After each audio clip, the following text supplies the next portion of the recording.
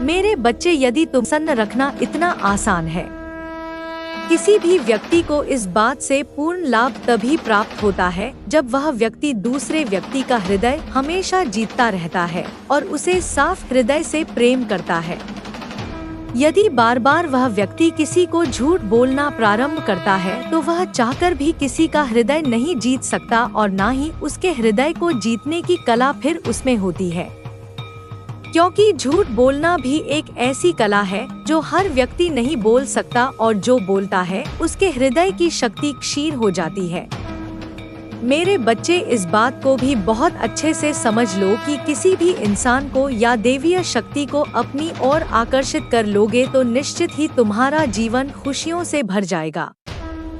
लेकिन यदि वह दैवीय शक्ति हमेशा प्रसन्न रहे, तब यदि तुम कार्यों में परिवर्तन लेकर आओगे या कोई भी ऐसा कार्य करोगे जिससे कि वह दैवीय शक्ति तुमसे रूठ हो जाए, तो तुम इतना समझ लो कि वह दैवीय शक्ति तुमसे दूर भी जा सकती है।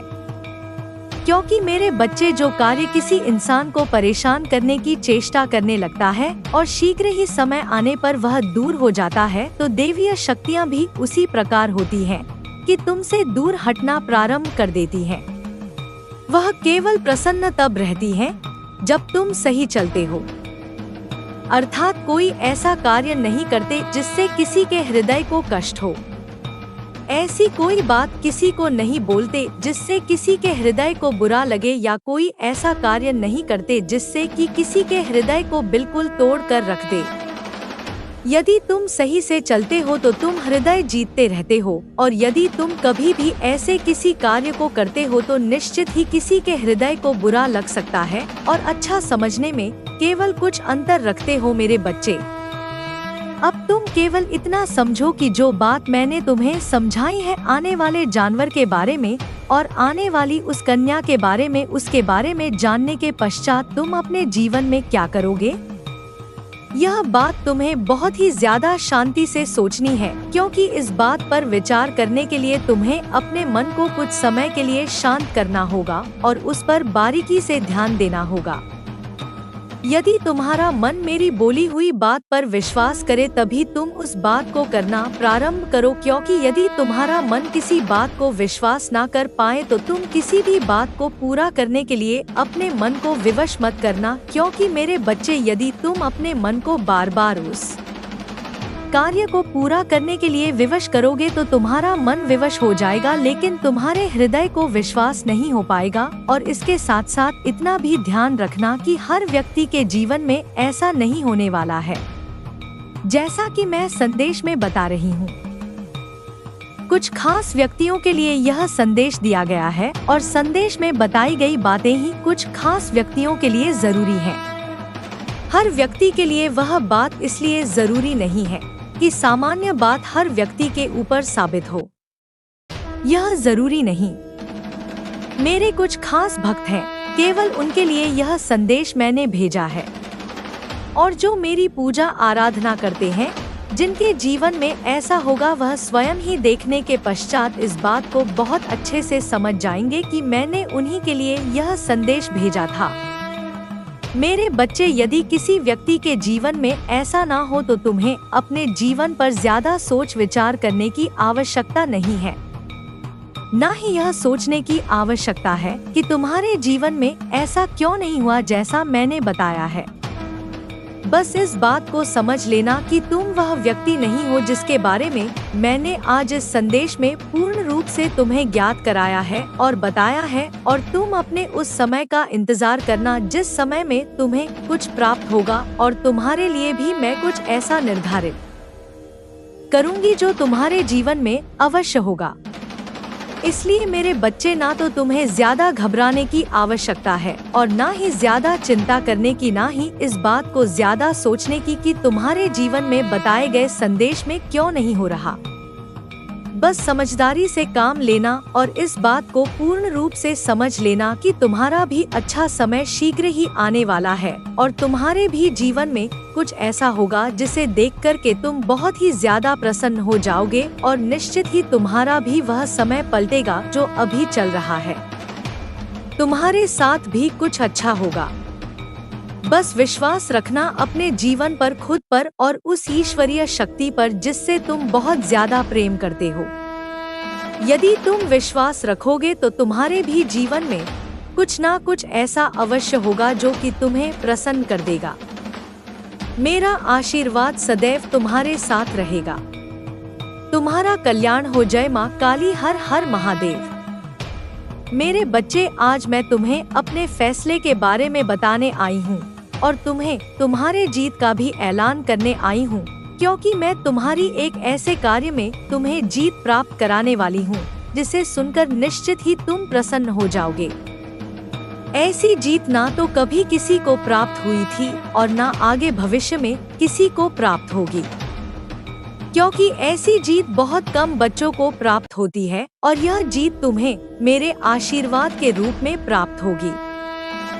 लेकिन मेरे बच्चे, उससे पहले मैं तुम्हें कुछ बताना चाहती हूँ, और जो बताना चाहती हूँ उन बातों को तुम ध्यान से सुनना, क्योंकि जीत का प्रारंभ होने से पहले तुम्हें उन बातों का ध्यान रखना अति आवश्यक है। और सबसे पहले तुम मेरे द्वारा जानोगे कि तुम्हारी जीत कैसे और किस कार्य में होगी।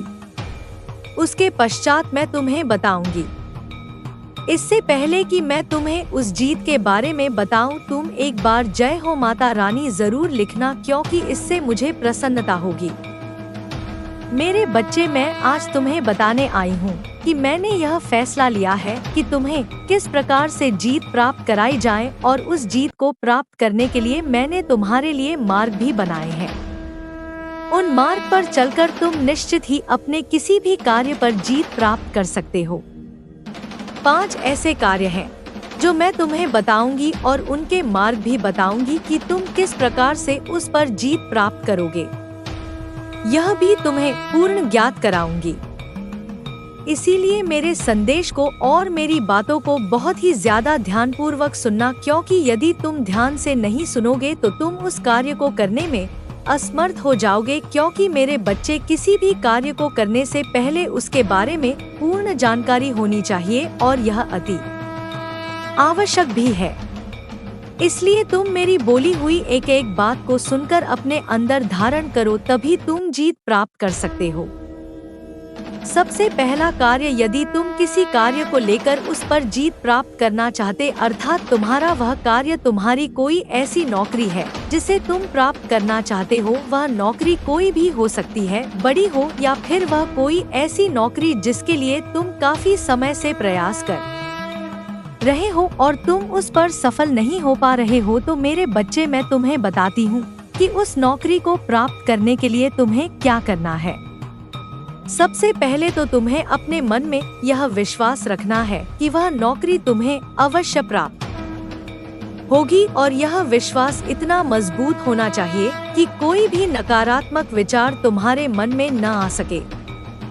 फिर तुम्हें रोजाना सुबह उठकर मेरी पूजा करनी है, मेरी माँ काली की पूजा।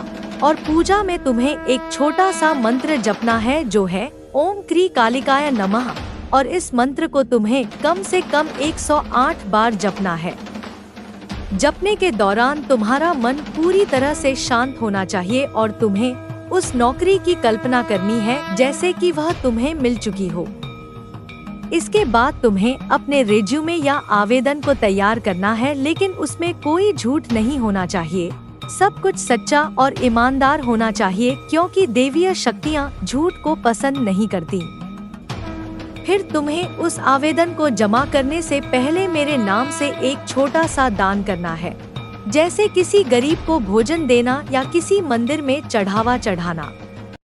यह दान तुम्हारे हृदय से होना चाहिए, जबरदस्ती नहीं। और जब तुम इंटरव्यू के लिए जाओ तो तुम्हें अपने साथ एक छोटा सा ताबीज रखना है जो माँ काली का हो। अगर नहीं है तो तुम किसी ज्योतिषी से बनवा लो, लेकिन वह सच्चा होना चाहिए। इंटरव्यू के दौरान तुम्हें घबराना नहीं है, शांत रहना है और हर सवाल का जवाब आत्मविश्वास से देना है।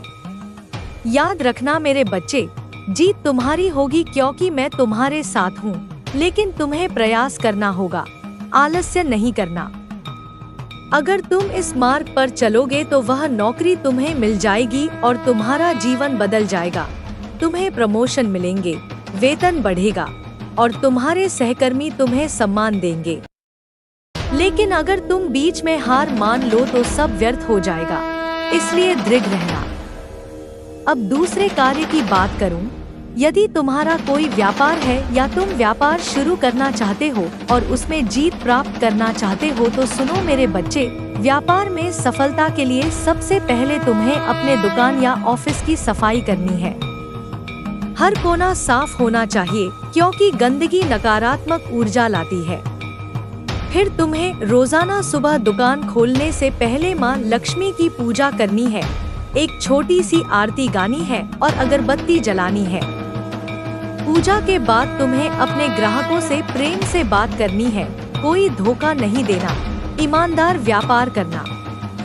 अगर कोई समस्या आए तो तुम्हें मेरे नाम से मंत्र जपना है, ओम लक्ष्मी नारायणाय नमः, और 21 बार जपना है। इसके अलावा तुम्हें हर शुक्रवार को किसी मंदिर में जाकर दान करना है, जैसे फल या मिठाई। और याद रखना, व्यापार में धैर्य रखना, जल्दबाजी नहीं करना क्योंकि देवीय शक्तियाँ धीरे धीरे फल देती हैं, लेकिन जब देती हैं तो भरपूर देती हैं। अगर तुम इस तरह चलोगे तो तुम्हारा व्यापार फलेगा फूलेगा, ग्राहक बढ़ेंगे, लाभ होगा और तुम अमीर बन जाओगे। लेकिन अगर तुम लालच करो,